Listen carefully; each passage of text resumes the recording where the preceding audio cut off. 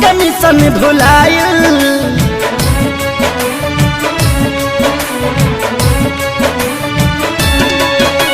छूट गईल धभाइल मंगल चांद के मिशन भुलाइल। कुदरत के आगे देखा विज्ञान भी बौना हो गईल। भगवान के हाथ के कठपुतली इंसान खिलौना हो गई। भगवान के हाथ के कठपुतली इंसान खिलौना हो गई।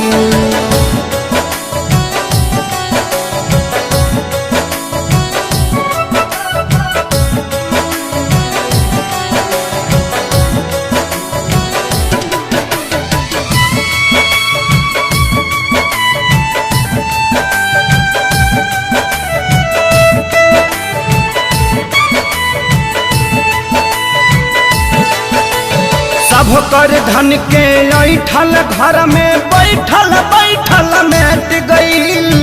बड़का बड़का वीर भूपति के विपत्ति से जब भेंट भइल।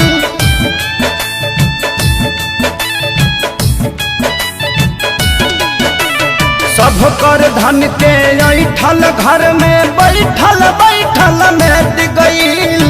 बड़का बड़का वीर भूपति के विपत्ति से जब भेंट भइल। त्राजिमाम जगत में भइल जब काम घिनौना हो गईल। भगवान के हाथ के कठपुतली इंसान खिलौना हो गई। भगवान के हाथ के कठपुतली इंसान खिलौना हो गई।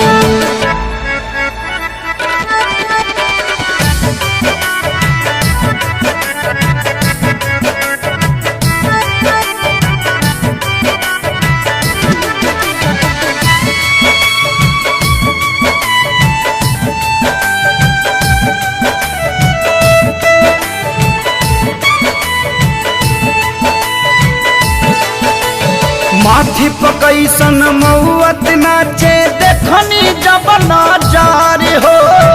अपनों से मिले जुले में लागता अब डर हो।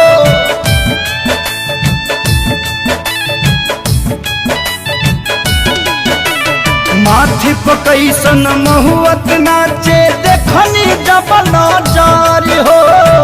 अपनों से मिले जुले में लागता अब डर हो।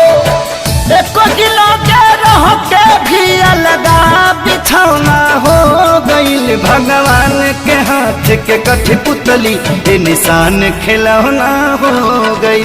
भगवान के हाथ के कठपुतली इंसान खिलौना हो गई।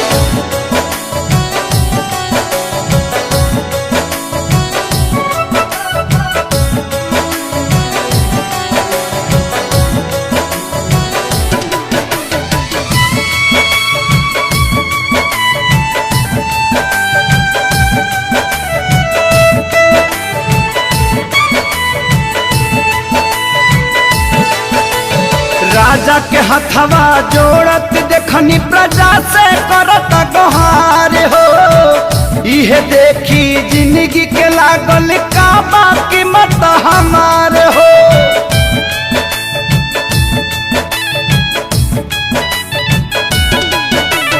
राजा के हथवा जोड़त देखनी प्रजा से करत गोहार हो। इहे देखी जिंदगी के लागल का बाकी मत हमारे हो। हलचल खेसारी धनंजय पभारी एगो किरौना हो गईल। भगवान के हाथ के कठपुतली इंसान खिलौना हो गईल। भगवान के हाथ के कठपुतली इंसान खिलौना हो गईल।